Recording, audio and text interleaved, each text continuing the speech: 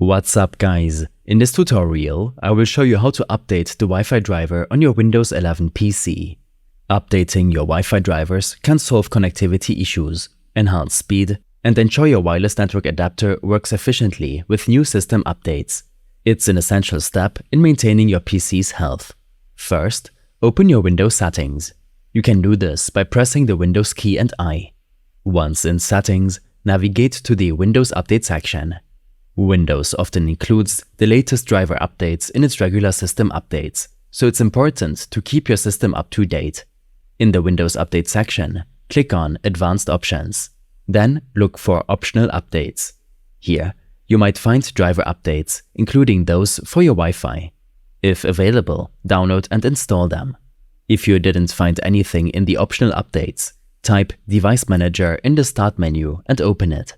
In Device Manager, expand the Network Adapter section. Find your Wi-Fi adapter, right-click on it and select Update Driver. Then choose Search automatically for drivers.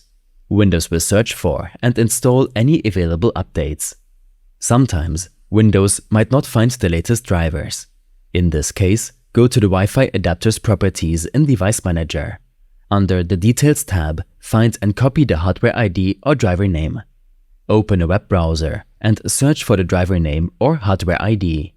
Always ensure you're downloading from the manufacturer's official website to avoid any security risks. On the manufacturer's website, look for the latest drivers compatible with Windows 11. Download and run the installer. Follow the on-screen instructions to complete the installation. After installing the new driver, restart your PC to ensure the changes take effect. Updating your Wi-Fi drivers on Windows 11 can significantly enhance your internet experience.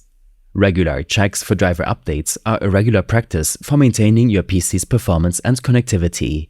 These steps and more information will be available in my extensive guide linked in the description below. I hope this helped you out. Leave a comment if you have any questions and see you in the next one.